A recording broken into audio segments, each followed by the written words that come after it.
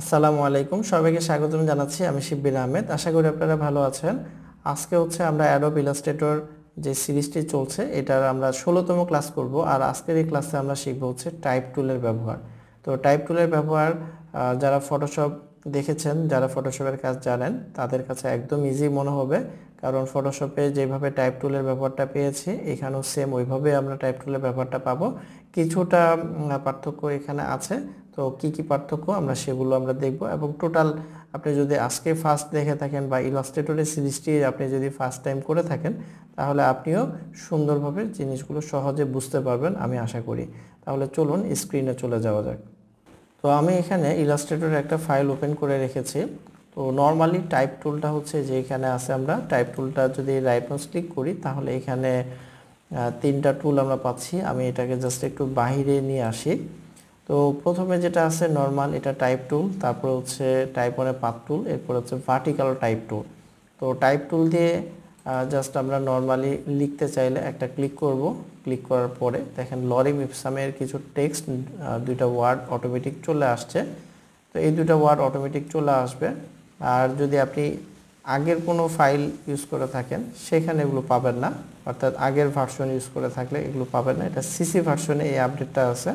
তো সিসিতে এই জিনিসটা চলে আসে। তো লরিম ইপসাম কি, এটা হলো একটা ডামি টেক্সটের একটা ওয়েবসাইট। আমি একটু নিয়ে যাচ্ছি কারণ এটা আমার একটু পরে লাগবে। লরিম ইপসাম, ঠিক আছে, যে লরিম ইপসাম এটা লিখে সার্চ করলে বা lipsam.com লিখে যদি আপনি সার্চ দেন তাহলে পেয়ে যাবেন। এই ওয়েবসাইটটার কাজ যে এখানে বিভিন্ন ভাষায়, এই যে এখানে যতগুলো ভাষার নাম দেখছেন এতগুলো ভাষায় এতগুলো মানে ডামি টেক্সট আপনি পাবেন।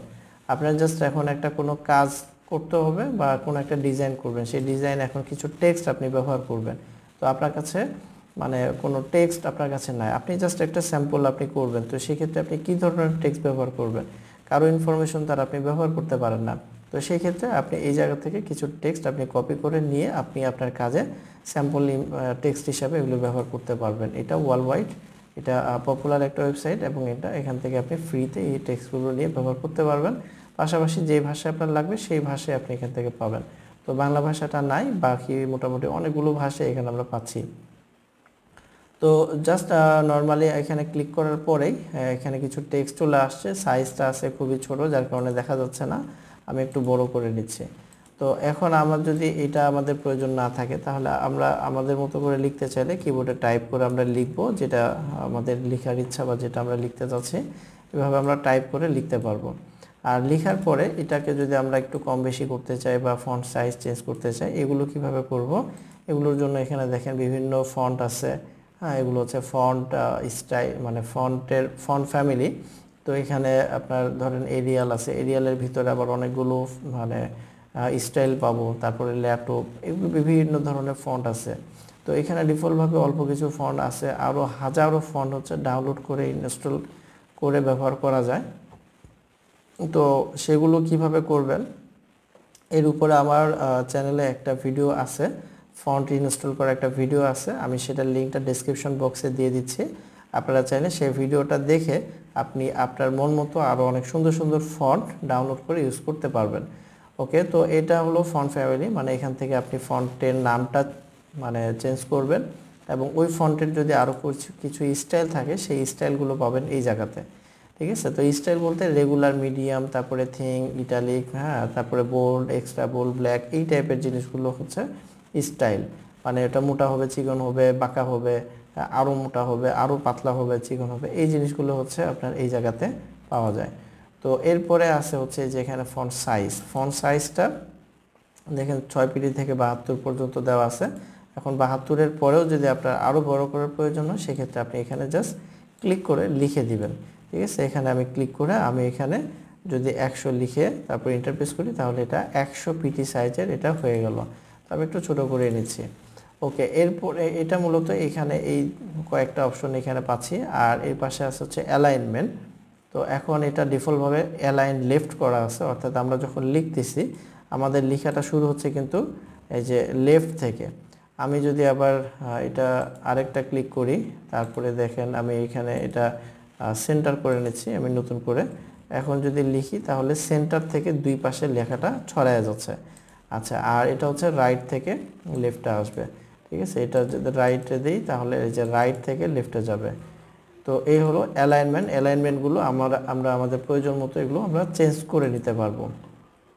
ওকে, এরপরে এখানে আছে হচ্ছে মেক এনভেলপ অপশন। এই জায়গাতে কিছু জাস্ট আমি যদি এখানে ক্লিক করি তাহলে একটা বক্স চলে আসবে। এই যে বক্সের ভিতরে আপনি আবার পাবেন অনেকগুলো স্টাইল। এই যেগুলো হচ্ছে স্টাইলের নাম, আর এই পাশে হচ্ছে স্টাইলটা দেখতে কেমন হবে সেইটা। তো সেটার একটা আইকন। তো দেখেন আর্ক যে স্টাইলটা আছে এখানে কি দেখাচ্ছে, যে এরকম করে একটা রাউন্ড হবে। তো এটা এখন রাউন্ড মানে অ্যাপ্লাই হয়েছে কি না আমরা কিভাবে বুঝবো? এই যে প্রিভিউটা অন করলে বুঝতে পারবো। প্রিভিউটা অন করলে আমরা দেখতে পাচ্ছি যে হ্যাঁ এটা একটু রাউন্ড হয়েছে। আমি যদি এটাতে দেই আর্ক আপার, তাহলে এই যে এইরকম একটা স্টাইল আসছে। তারপর ফ্ল্যাগ যদি দেই তাহলে ফ্ল্যাগের মতো একটা ডিজাইন আসতেছে। হ্যাঁ, তারপর এখানে এই যে ফিশ আছে, ফিশের মতো একটা ডিজাইন আসতেছে। বিভিন্ন ধরনের এখানে ডিজাইন আছে। আপনি আপনার প্রয়োজন মতো এখান থেকে যে আপনার যেটা ভালো লাগে বা যেটা আপনি ইচ্ছা সেটা আপনি এখান থেকে নিয়ে ইউজ করতে পারবেন। আর এইটা এখন চাচ্ছি মানে এই প্রত্যেকটাই যদি আমরা চাই যে না আরও কিছু এডিট করব, আরও কিছু আমি এখানে চেঞ্জ করব, সেটা আমরা কিভাবে করব? এই যে নিচের এই অপশনগুলোর মাধ্যমে। যেমন এখানে এতটুকু রাউন্ড আছে, আমার দরকার যে না আরও এটা রাউন্ড হবে, সেক্ষেত্রে এখানে 50% প্লাস দেখাচ্ছে। এটাকে যদি আমি বাড়াই দিই তাহলে আরও বাড়বে, রাউন্ডটা আরও বাড়তেছে। আর যদি কমাই দিই তাহলে এটা কমে আসবে। ঠিক আছে, যদি এখন এই দিকে রাউন্ড চাই মানে নিচের দিকে, তাহলে মাইনাস ভ্যালু দিতে হবে। মাইনাস ভ্যালু দিলে এটা নিচের দিকে রাউন্ড হচ্ছে। তো এগুলো আসলে আপনাকে এগুলো চেঞ্জ করে করে দেখে কাজ করতে হবে। তো নর্মালি আমরা ফন্টের কাজ করতে গেলে খুব বেশি এগুলো যে আমরা ব্যবহার করি তা না। বিভিন্ন লোগোর কাজ করতে গেলে ফন্টে যদি বিভিন্ন স্টাইল আমরা অ্যাড করতে চাই সেক্ষেত্রে আসলে এগুলো প্রয়োজন হয়ে থাকে। ঠিক আছে, তারপরে যে এখানে যদি হরিজন্টাল প্লাস ভ্যালু দেন তাহলে এই টাইপের একটা ডিজাইন হচ্ছে, মাইনাস ভ্যালু দিলে এইদিকে উল্টা দিকে হচ্ছে, ভার্টিক্যালি দিলে যে এরকম হবে। হ্যাঁ, যে এইটা হচ্ছে মূলত অনেক সময় শ্যাডো ক্রিয়েট করতে গেলে এই টাইপের এই কাজটা প্রয়োজন হয়ে থাকে। অর্থাৎ সামনে যে ফন্টটা থাকবে সেটা ঠিক থাকবে, পিছনের ফন্টটাকে আমরা এইভাবে সরাই দিব, তাহলে দেখা যাবে যে একটা শ্যাডোর মতো ডিজাইন তৈরি হয়ে যাচ্ছে। তো আর আমি এগুলো কিছু করলাম না, জাস্ট এগুলো অপশনটা ব্যবহারটা আমি এখানে দেখাই দিলাম। আপনি আপনার প্রয়োজন মতো এগুলো ব্যবহার করবেন, যেটা করবেন করার পর ওকে দিলে সেটা অ্যাপ্লাই হয়ে যাবে। তো এরপরে আমরা যদি এখন একটু দেখি যে যদি অনেকগুলো টেক্সট কপি করে নিয়ে আসি সেই ক্ষেত্রে আমরা এটা কিভাবে আমরা পেস্ট করতে পারি। যেমন ধরেন আমি এখান থেকে একটা প্যারাগ্রাফ কপি করে নিচ্ছি। কপি করার পরে নর্মালি আমি যদি ক্লিক করি, ক্লিক করার পরে আমি এটা লেফট করে নিচ্ছি, আবার নতুন করে একটা নিলাম। দেখেন এখন কন্ট্রোল ভি দিয়ে যদি আমি পেস্ট করি তাহলে যেটা হবে যে পুরো লাইনে মানে একটা লাইনে পুরো লেখাটা চলে আসবে। তো এইটা আপনার যখন প্যারাগ্রাফ আকারে আপনি কোনো কিছু কপি করে পেস্ট করবেন তখন এইভাবে আসবে। তো প্যারাগ্রাফ আকারে কোনো কিছু কোনো টেক্সট কপি করার পরে সেটাকে আমরা কিভাবে নির্দিষ্ট একটা এরিয়ার ভিতরে পেস্ট করব, সেটা হচ্ছে টাইপ টুল দিয়ে জাস্ট ক্লিক করে আপনাকে ড্র্যাগ করতে হবে। ক্লিক করে ড্র্যাগ করার পরে কন্ট্রোল ভি দিবেন, সেই লেখাগুলো এখানে চলে আসবে। তো নর্মালি সিসি যে ভার্সনগুলো আছে সেখানে ক্লিক করে ড্র্যাগ করলে লরিং ওয়েবসাইটের টেক্সটগুলো ডিফল্টভাবে চলে আসে। আর আপনার অন্য ফন্ট যদি আপনি এখানে কপি করে থাকেন তাহলে সেটা এখানে পেস্ট করবেন, তাহলে আপনার ওই লেখাগুলো এখানে চলে আসবে। ওকে, তো এই হলো মূলত হচ্ছে কপি করে পেস্ট করার ওয়েটা। আর এখন দেখেন যে পুরো লেখাটা আমার এর ভিতরে আসে নাই, যে এরিয়াটা আমি করছি বা যে বক্সটা আমি করে দিয়েছি এর ভিতরে পুরো লেখাটা আসে নাই। তো যার কারণে এইখানে একটা মানে লাল চিহ্ন দেখাচ্ছে। তো এইটা আমরা কি করব, এটা আমরা যদি বড় করে দিই তাহলে আস্তে আস্তে পুরো লেখাটা চলে আসবে, অথবা ফন্টের সাইজটা আমরা ছোট করে দিই। এই যে দেখেন এখন যদি আমি 36 দিই তা হচ্ছে না, 24 দিলে এই যে এখন এই লাল লেখাটা মানে লাল দাগটা কিন্তু আর নাই, তার মানে এখানে আমাদের পুরো লেখাটা চলে আসছে। তো এই গেল হচ্ছে প্যারাগ্রাফ আকারে যদি আমরা পেস্ট করি সেই ক্ষেত্রে এটা পেস্ট করার ওয়েটা। ঠিক আছে, এই যে এখন আবার কিন্তু এটা নিচে পড়ে গেছে। আমি একটু ফন্টের স্টাইলটা রেগুলার করে দিই তাহলে আসতে পারে, তাও আসতেছে না। আচ্ছা একটু ছোট করে দিই। ওকে, তো এইভাবে মূলত হচ্ছে প্যারাগ্রাফ আকারে আমরা যদি কিছু কপি করি পেস্ট করতে পারবো। আচ্ছা এখন আরেকটা বিষয় হলো যে আমরা এই যে এরিয়াটা করলাম, এই এরিয়াটা কি শুধুমাত্র চার কোণায় হবে? মানে টাইপ টুল দিয়ে করলে তো চার কোণা ছাড়া অন্য কোনো এরিয়া এখানে পসিবল না।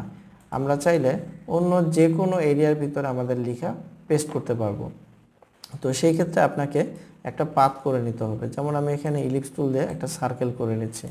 সার্কেল করে নেওয়ার পরে আমি টাইপ টুলটা নিচ্ছি, নেওয়ার পরে দেখেন এখন এখানে পাথের উপরে যদি আমি আসি, এটার কালারটা একটু চেঞ্জ করে দেই, এছাড়া একটা জিনিস বোঝা যাচ্ছে না, হালকা করে একটু চেঞ্জ করে দেই, এই যে এরকম একটা কালার থাকুক।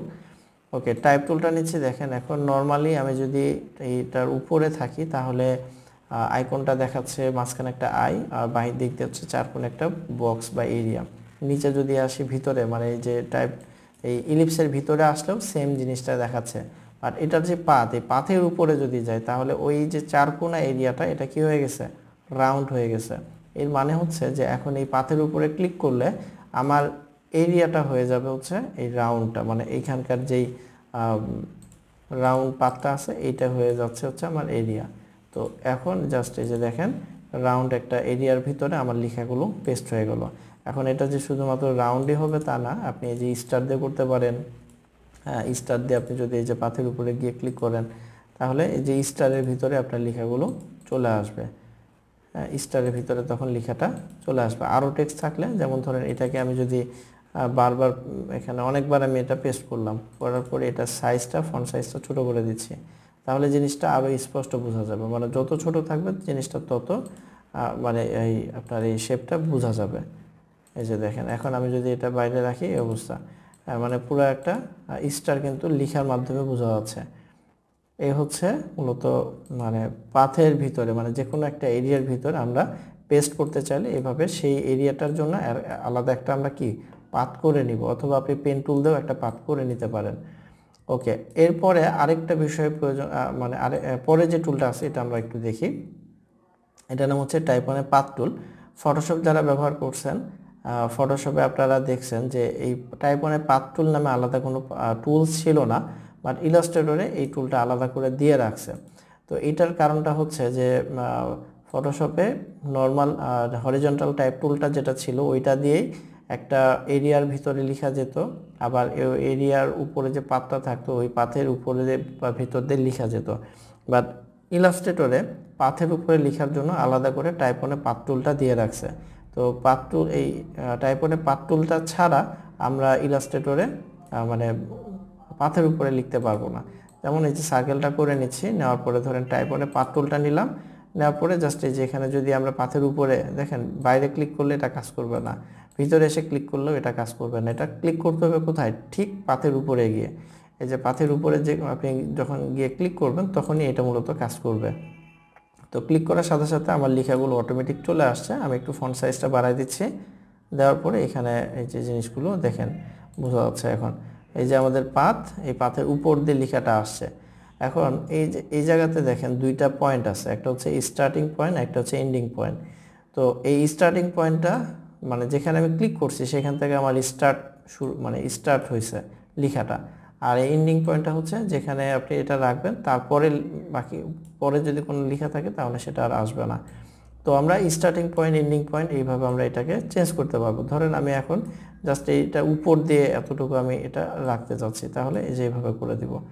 হ্যাঁ, আবার এই স্টার্টিং পয়েন্ট, এন্ডিং পয়েন্টের মাঝখানে দেখবেন আরেকটা আছে হচ্ছে সেন্টার পয়েন্ট আছে একটা। এই সেন্টার পয়েন্টের কাজ হলো আমি ধরেন এখানে টাইপ টুলটা নিচ্ছি, নিয়ে আমি এই লেখাটাকে একটু চেঞ্জ করে নিই। ধরেন আমার নামটাই লিখলাম। আচ্ছা, এখন লেখার পরে আমি সিলেকশন টুল নিচ্ছি। এই যে দেখেন এই যে একটা মাঝখানে একটা পয়েন্ট আছে, এটাকে আমরা এইভাবে চাইলে ঘুরাতে পারবো, মানে ঘুরে আমরা যেদিকে ইচ্ছে এভাবে করতে পারবো। আর এই দাগটা, এই মিডল পয়েন্ট, এটা যদি এই পাথের বাহিরে থাকে তাহলে লেখাটাও বাইরে থাকবে। আর যদি এটাকে আমরা টেনে ভিতরের দিকে নিয়ে আসি তাহলে লেখাটা পাথের ভিতরের দিকে চলে আসবে। ঠিক আছে, যেটা পাথের ভিতরে চলে আসছে। তো এটা আপনার প্রয়োজন মতো আপনাকে করে নিতে হবে। তো এখন একটা বিষয় খেয়াল করেন, যদি লেখাটা পাথের ভিতরে থাকে এবং নিচে থাকে তাহলে লেখাটা সোজা। এই লেখাটা যদি পাথের ভিতরে উপরে থাকে তাহলে লেখাটা উল্টা। আবার লেখাটা যদি পাথের বাহিরে উপরে থাকে তাহলে আপনার এই যে লেখাটা হচ্ছে সোজা আসে, মানে পাথের বাহিরে উপরে থাকলে। আর যদি এটা নিচে থাকে তাহলে এটা উল্টা হয়ে যায়। ঠিক আছে, তো এই জিনিসগুলো কাজ করতে গেলে এগুলো মানে জিনিসগুলো অনেক খুঁটিনাটি অনেক বিষয় আছে, সবগুলো আমি ক্লিয়ার করে বলে দিচ্ছি যাতে আপনাদের এগুলো কাজ করতে গিয়ে প্রবলেম না হয়। তো ভিডিওগুলো অনেক গুরুত্বপূর্ণ, ভিডিওগুলো যদি আপনি একবার দেখে মনে করেন যে আপনি সব কিছু বুঝে ফেলছেন তাহলে হবে না, বারবার দেখা লাগবে ভিডিওগুলো। হ্যাঁ, এগুলো ভিডিওগুলো একটু লং হচ্ছে, তারপরেও অনেক ইম্পর্টেন্ট বিষয় আছে, খুঁটিনাটি অনেক বিষয় আছে, এত ডিটেলসে আপনি আর কোথাও মানে ইউটিউবে আর কোথাও এরকম এত ডিটেলসে ভিডিও পাবেন কিনা আমি জানি না। তো এই ভিডিওগুলো আসলে এগুলোকে অবহেলা করবেন না। যদি আপনি ভালো কাজ শিখতে চান তাহলে এই ভিডিওগুলো আপনাকে অনেক হেল্প করবে। তো এই হলো বিষয়। তো এটা গেল হচ্ছে আমরা পাথের উপরে বা ভিতরে যদি আমরা লিখতে চাই সেটা। আর লাস্টেরটা হচ্ছে ভার্টিক্যাল টাইপ টুল, এটা জাস্ট এই যে এইভাবে উপর থেকে নিচের দিকে কোনো লেখা আপনি লিখতে চাইলে এই সিস্টেমে এটা চলে আসবে। তো এই হচ্ছে মূলত টাইপ টুলের ব্যবহার। আর এরপরে আমরা আরও টাইপ টুলের আরও কিছু ক্লাস করব। তো আজকের ক্লাস এ পর্যন্তই। টাইপ টুলটা মোটামুটি আমরা দেখলাম, টাইপ টুল দিয়ে কী কী কাজ করা যায়, আমরা কিভাবে লিখতে পারছি, টাইপ টুলের ফন্ট চেঞ্জ করা যায় কীভাবে, সাইজ চেঞ্জ করা যায় কীভাবে। আচ্ছা, আরেকটা বিষয় একটু দেখাই না, আমরা কালার কীভাবে চেঞ্জ করব। কালারটা হচ্ছে ডিফল্টভাবে এই যে ফরগ্রাউন্ডে যে কালারটা থাকবে সেই কালারটাই আপনি মানে ফিল কালারে যেটা থাকবে সেটাই চলে আসবে। আবার চাইলে আমরা যেখান থেকে কালার থেকেও আমরা কালারটা চেঞ্জ করতে পারবো। মানে এটা নর্মালি একটা পাথে যেভাবে কালার চেঞ্জ করা হয় সেভাবে এটা চেঞ্জ হবে। আপনি চাইলে যে এখানে স্টকেও কালার দিয়ে দিতে পারবেন। ঠিক আছে, দেখেন এই যে স্টকেও কালারটা চলে আসছে, এই যে স্টক কালারটা চলে আসছে। আমি ফন্ট সাইজটা বড় করে দিচ্ছি তাহলে স্পষ্ট আর একটু বোঝা যাবে। এই যে এখানে স্টকে কালার আসছে, আবার স্টকটা মোটা করে দিলে এই যে এরকম মোটা হচ্ছে। আর আরও কিছু এখানে কাজ করা যায় স্টকটা নিয়ে, আমি এটা পরের ক্লাসে দেখাবো কারণ এখানে অনেক লম্বা হয়ে যাচ্ছে আজকের ক্লাসটা। তো আজকে মূলত আমরা কি কি দেখলাম, টাইপ টুলটা দিয়ে আমরা কিভাবে লিখতে পারি সেটা দেখলাম। টাইপ টুল দিয়ে হচ্ছে আমরা ফন্ট লেখার পরে সাইজ চেঞ্জ করা, তারপরে স্টাইল চেঞ্জ করা, তারপরে আরও কিছু স্টাইল অ্যাড করা, এই যে এখান থেকে এই জিনিসগুলো আমরা দেখলাম, কিছু অ্যালাইনমেন্ট দেখলাম। আর পাশাপাশি হচ্ছে আমরা প্যারাগ্রাফ কিভাবে আমরা প্যারাগ্রাফ আকারে কিছু লেখা কপি করে কিভাবে পেস্ট করতে পারি সেই জিনিসটা আমরা দেখলাম। তারপরে হচ্ছে ফন্টের কালারটা আমরা কিভাবে চেঞ্জ করব সেটাও দেখলাম, এবং বিভিন্ন আকৃতি মানে বিভিন্ন শেপের ভিতরে বা বিভিন্ন এরিয়ার ভিতরে আমরা কিভাবে লেখাটা পেস্ট করতে পারি সেটাও দেখলাম। তো আজকে অনেকগুলো বিষয় ছিল, মানে শুধুমাত্র টাইপ টুলটাকে কেন্দ্র করে আরও অনেকগুলো বিষয় সামনে আছে। আর সামনের ক্লাসগুলোতে টাইপ টুলের উপরে আরও কিছু বিস্তারিত আমি আপনাদেরকে দেখাবো। তো টাইপ টুলটা খুবই ইম্পর্ট্যান্ট একটা টুল, কারণ টাইপ টুল দিয়ে মূলত হচ্ছে আমরা অনেক সুন্দর সুন্দর ডিজাইনের কাজগুলো করতে পারি। আর একটা ডিজাইনের ভিতরে তো লেখা থাকাটা এটা একটা সাধারণ একটা বিষয়, মানে একটা ডিজাইনের ভিতরে লেখা থাকবে এটাই হচ্ছে কি তার স্বাভাবিক একটা বিষয়। তো যার কারণে লেখার এই যাবতীয় বিষয়গুলো যদি ভালো করে ক্লিয়ার না থাকেন তাহলে কাজ করতে গেলে প্রবলেমে পড়বেন। তো আজকের ভিডিওটি এখানে শেষ করছি, সবাই ভালো থাকবেন, সুস্থ থাকবেন, আল্লাহ হাফেজ।